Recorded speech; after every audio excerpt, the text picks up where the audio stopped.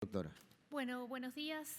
Mi nombre es Bárbara Finn, yo soy médica, estudié en la Universidad de Buenos Aires, después me especialicé en clínica y en geriatría, hice el magíster de bioética. Trabajo hace 19 años en el Hospital Británico y coordino el comité de bioética del hospital.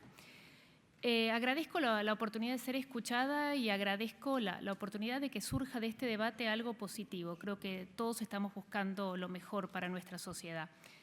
Creo que también el debate se ha mezclado con muchas cosas que son cuestiones de opinión, ideología, de credo, y sí creo que el inicio de la vida no es una de ellas.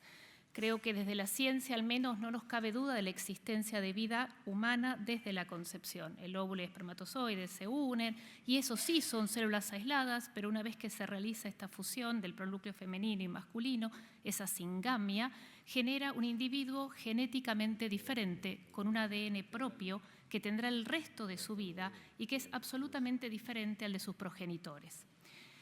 Hoy el ADN es nuestra identificación biológica, ¿no? Nadie se permite dudar de la certeza de nuestra huella genética. Con el ADN reconocemos cuerpos, identificamos homicidas, asumimos paternidades. Es una prueba irrefutable y personalísima de un ser humano. Es una representación directa de identidad. Otorgamos derechos y asumimos, tomamos decisiones basándonos en ese mismo ADN que estando dentro del útero materno pretendemos desconocer.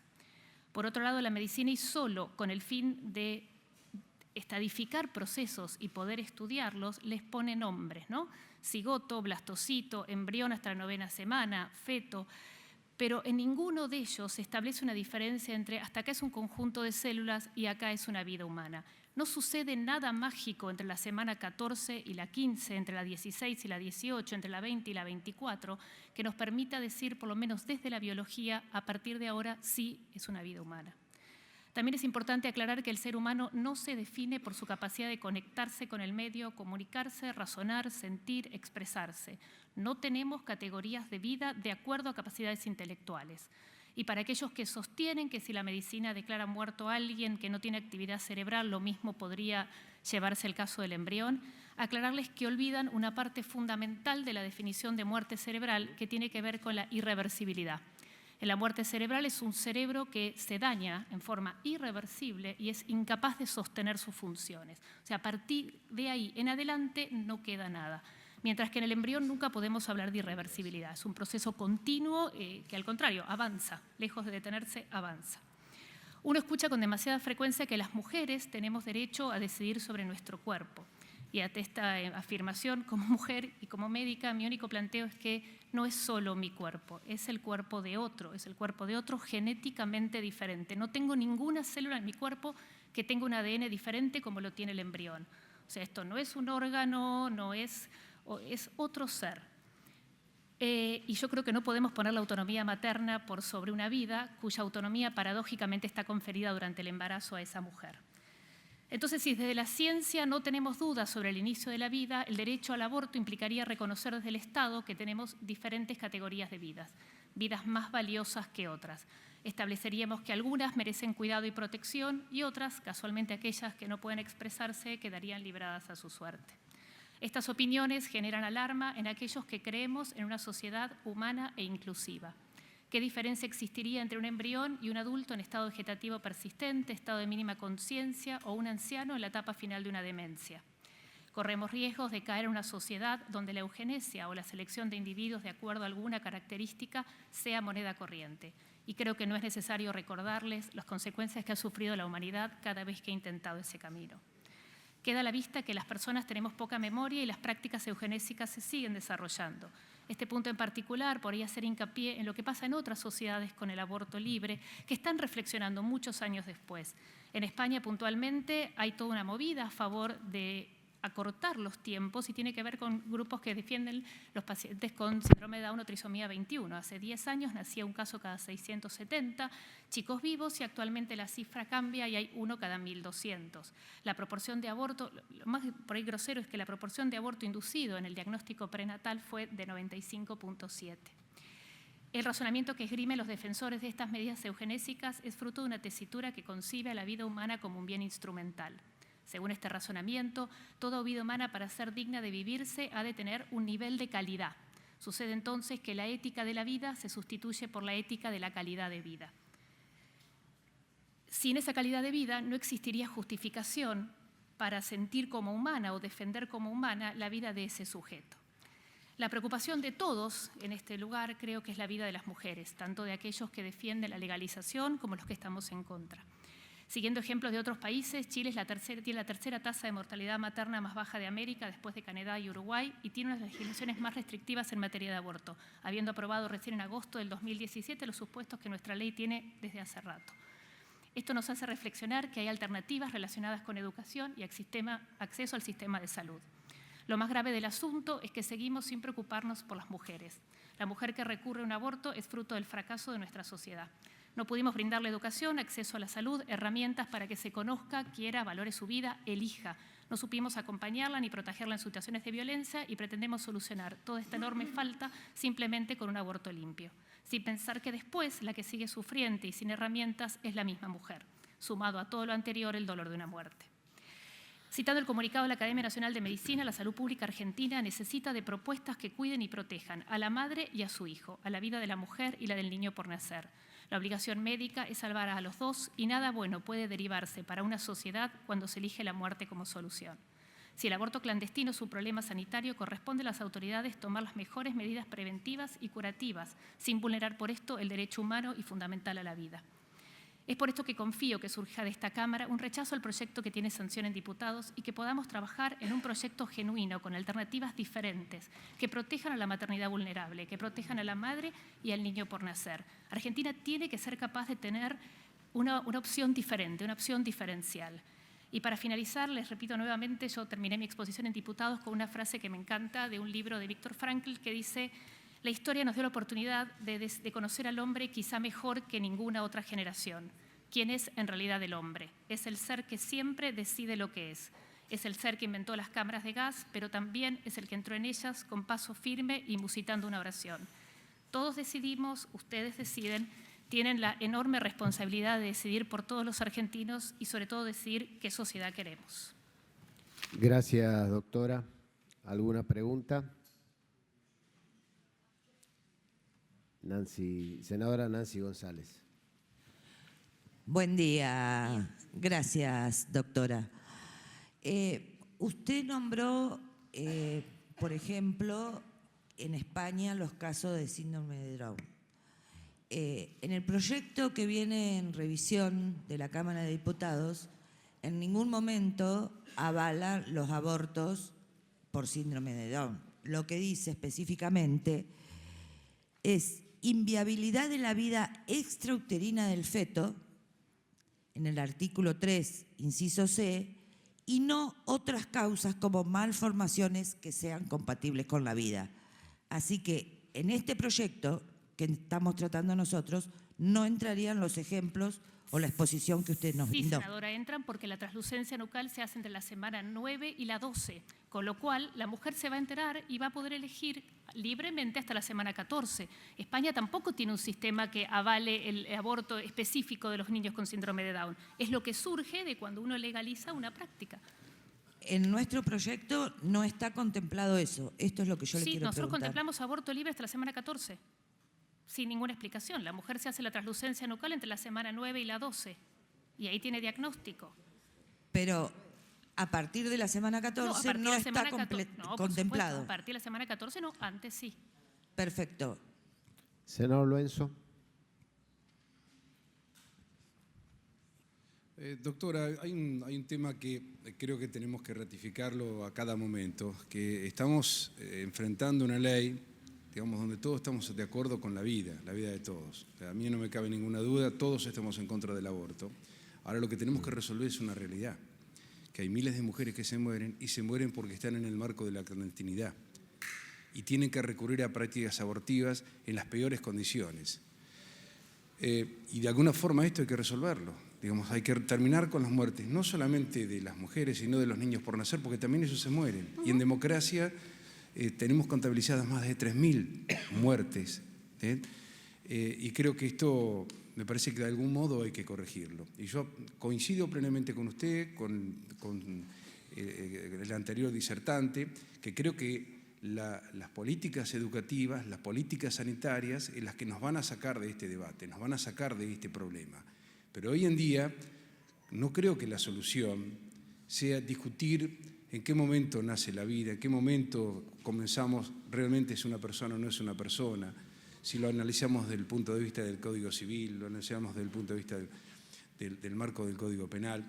Lo que nosotros tenemos que resolver es una realidad concreta, de que hay mujeres que se mueren y se mueren en la clandestinidad, y la única forma de poder, en principio, contener a esa mujer es visibilizar. Y la única forma de visibilizar es que esto termine en la salud pública, en el ámbito de la salud pública, inclusive con una herramienta de contención, y que tal vez no tengamos un aborto, tal vez se pueda reflexionar, pero esto a la luz del día, no como ocurre actualmente hoy a lo largo y al ancho de la República Argentina. Esto es simplemente avanzar para no condenar y colocarla en una situación de víctima en dos oportunidades a la mujer, que tiene que enfrentar un hecho dramático como es un aborto y además hacerlo en el marco de la ilegalidad. Esto es lo que tratamos de resolver, no una ley de eutanasia, como por ahí se sugiere, que nosotros queremos, estamos en definitiva legislando en función de ese objetivo. La pregunta sería, frente a esta reflexión, si entonces usted con la postura que ha marcado considera que el camino tiene que seguir siendo este que hoy vivimos en la República Argentina, más allá de lo que usted marcó, y estamos plenamente de acuerdo, pero no lo hacemos. Bueno, ni las políticas sanitarias, ni las políticas educativas, porque el día que tengamos eso seguramente no hablaremos más de aborto. No vamos a hablar. El aborto es un tema del pasado, de otra sociedad muy distinta a la que tenemos actualmente. Por eso le pregunto, frente a esta realidad, que uno no puede estar en desacuerdo con lo que usted plantea. Todos estamos a favor de la vida.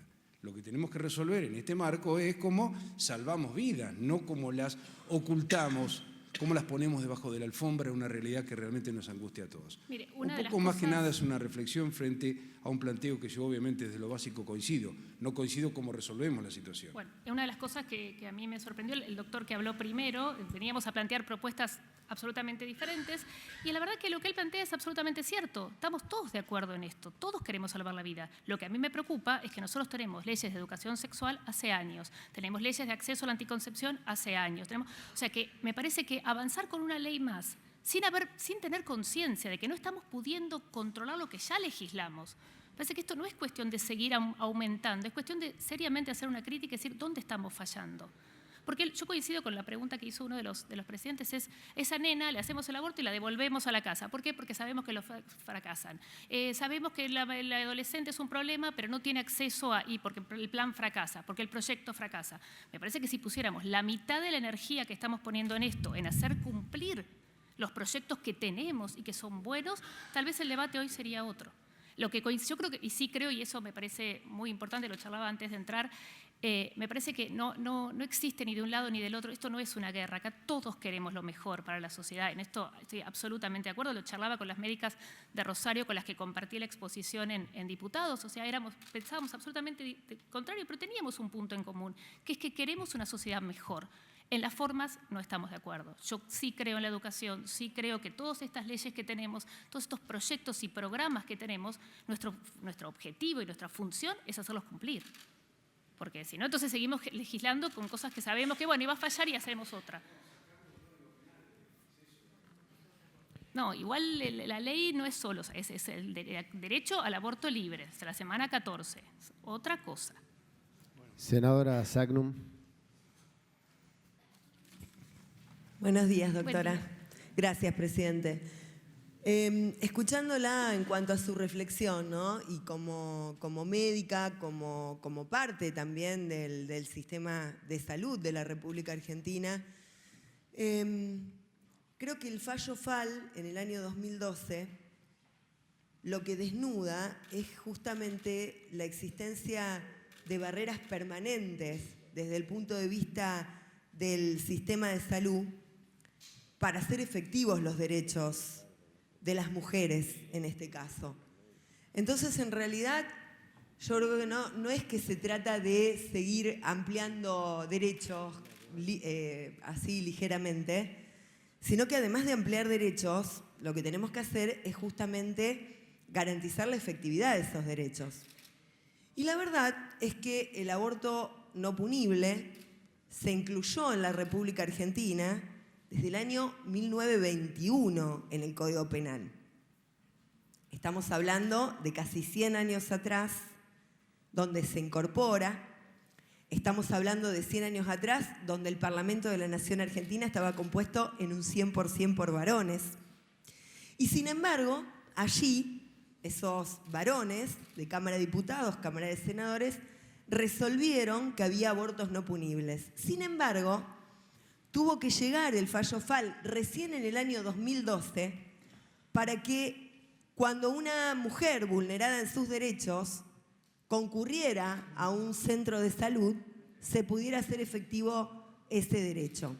Entonces me parece que ahí también hay una deuda muy importante y que muchos de los objetores de conciencia o de los que tienen un planteo similar al que respeto, al que usted ha planteado, han sido los que claramente han obstaculizado en la República Argentina ese derecho. Y lo puedo decir con conocimiento de causa, porque en mi provincia, en la provincia de Santa Fe, hay un caso paradigmático, el de Ana María Acevedo, una joven de 19 años con cáncer de mandíbula, mamá de 2 hijos, que fue a pedir al hospital de su ciudad, de la ciudad de Santa Fe, una interrupción voluntaria de embarazo, obviamente, porque no tenía recursos. Si hubiera tenido recursos, hubiera ido a una clínica privada y lo hubiera practicado clandestinamente. Se le negó el ejercicio efectivo de ese derecho y esa mamá dejó a sus 2 hijos sin su madre al poco tiempo y, por supuesto, este embrión que no tenía posibilidades de continuar con su vida extrauterina, también se perdió. Entonces, frente a esto, me parece que tenemos que también profundizar en cuanto a la efectividad de los derechos, porque muchos, amparados en los fundamentos que usted acaba de dar, lo que han hecho es justamente obstaculizar el legal y legítimo derecho de miles de mujeres que han pedido interrupción voluntaria de embarazos amparadas en este artículo 86 del Código Penal y no pudieron hacerlos efectivos.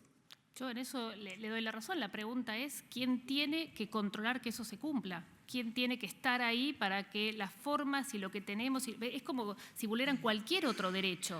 O sea, hay un Estado que tiene que garantizar mis derechos y si esto sucede, alguien tiene que mediar. O sea, yo desde lo médico no tengo respuesta para eso. O sea, la verdad que yo lo que sí me cuesta horrores entender qué cuestión biológica va a cambiar entre una semana y otra, qué cuestión... Entonces, desde la cuestión médica, mi planteo es, yo trato de proteger las 2 vidas. Entiendo también todo el déficit que tenemos como sociedad. Me parece mucho más oportuno tratar de mejorar eso que de sancionar una ley que nos permita un derecho al aborto libre. Esa es mi opinión.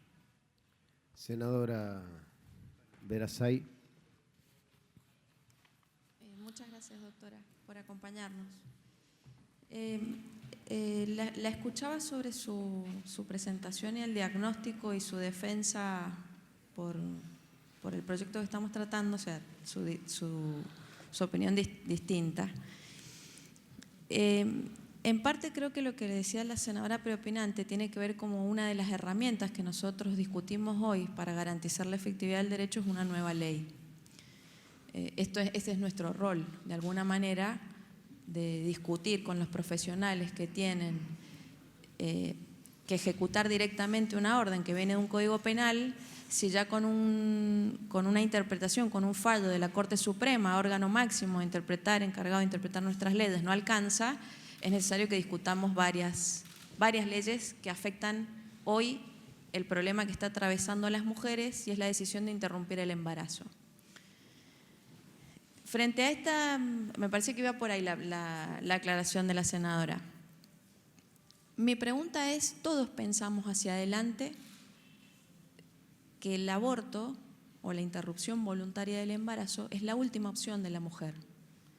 Todos compartimos la necesidad de educación sexual, para poder elegir qué método anticonceptivo utilizar para que la maternidad llegue en el momento deseado y esperado, no en el caso que estamos revisando ahora. Y frente a esta situación, que es la esperada, todos buscamos y trabajamos para que las mujeres en su totalidad accedan a esta información. De hecho, esto forma parte, le diría que es el último escalón de la herramienta legislativa completa de las que usted mencionó, educación, anticoncepción, y la última discusión que nos envió la Cámara de Diputados es el aborto legal para no morir, y es acá donde nosotros estamos discutiendo qué rol toma el Estado, como usted bien mencionó antes, para prevenir esa muerte. Porque lo cierto es que podemos armar un montón de planes de salud, y por eso recurro a su experiencia y le pregunto qué sugerencia nos hace a nosotros como senadores, como Cámara Revisora, para discutir una muerte que está pasando en el marco que no está incluida dentro de las 3 excepciones que marca el Código Penal, que no las voy a reiterar, el artículo 86, pero es una realidad que nos toca. Entonces no podemos hacer oído sordo a esa realidad que nos toca. ¿Cuál es su propuesta, su sugerencia para hoy, concretamente trabajar en conjunto? Mi propuesta para hoy es hacer hincapié en lo que dijo el doctor. Tenemos la evidencia del fracaso de lo que venimos haciendo hasta ahora. Entonces, decir que la ley incluye la educación sexual, que la tenemos hace años y no funciona, que decir que la ley incluye el acceso, que lo tenemos hace años y no funciona, me parece que lo que tenemos que buscar es la manera de que estas leyes, que son previas, que las tenemos hace años y que no están funcionando, funcionen. Perdón, quizá no me expresé, es muy corta yo comparto con usted, nos hemos quedado cortos. De hecho, hay provincias que todavía no han adherido a la ley de educación sexual. La pregunta puntual es cómo trabajamos con las mujeres que se están muriendo o están teniendo problemas en su salud porque están interrumpiendo su embarazo, que es una realidad. En el camino profundizamos todas las herramientas, educación y anticoncepción, pero hoy, puntualmente… Yo sigo pensando lo mismo. Si usted quiere que yo le dé otra opinión, no se la voy a dar. Yo sigo pensando que la manera es llegar antes, acompañarla, dejarla, o sea, que conozca y que pueda elegir, porque de verdad creo que no solucionamos nada. O sea, si yo pensara distinto lo diría, no creo que solucionemos nada. Creo que dentro de 5 o 10 años vamos a estar reflexionando lo mismo. Tenemos la ley y no la cumplimos. Senador Mera. Una pregunta, doctora. Gracias por su exposición. El tema de la práctica del aborto. Ayer hubo varios médicos y gira, por lo menos en muchos de nosotros, el tema del aborto seguro, digamos, ¿no? La práctica del aborto genera consecuencias fisiológicas en la mujer en un grado de probabilidad, en ninguno, en muy bajo, en muy alto. Su práctica reiterada tiene consecuencias en la salud de la mujer, porque a veces pareciera como que ante una situación de problema de salud el aborto es curativo, o no lo sé, pero usted… ¿Qué conocimiento tiene de eso? Para los médicos hay una principal diferencia, es que el embarazo no es una enfermedad. Esto puede caer en un mal momento, puede generar trastorno, pero no es una enfermedad, con lo cual es difícil verlo desde lo médico. Lo que recomienda la Organización Mundial de la Salud, que es lo que todo el mundo cita, primer trimestre con el misoprostol, en realidad el problema más grande que uno ve es la reiteración del hecho. O sea, ¿sí? Esto porque vemos mujeres, y esto está escrito, ¿no? Lo dice la Organización Mundial de la Salud, no lo digo yo, que las mujeres a veces terminan cayendo en más de un aborto, y esto sí tiene consecuencias. Con respecto al segundo y al tercer trimestre, sí, y es donde la ley, cuando habla de este supuesto después de la semana 14 hasta el término, por la razón que fuera, ese aborto sí es mucho más complejo, porque estamos hablando de niños de 4, 6, 8 meses. Entonces, ahí sí, de hecho, en la ley de la Ciudad Autónoma de Buenos Aires, cuando habla de incompatibilidad con la vida extrauterina, que es la única que tiene una ley, lo que habla es de la inducción al parto prematuro, porque justamente es más fácil inducir el parto en esa mujer que intentar un aborto. Muchas gracias, doctora Bárbara Finn.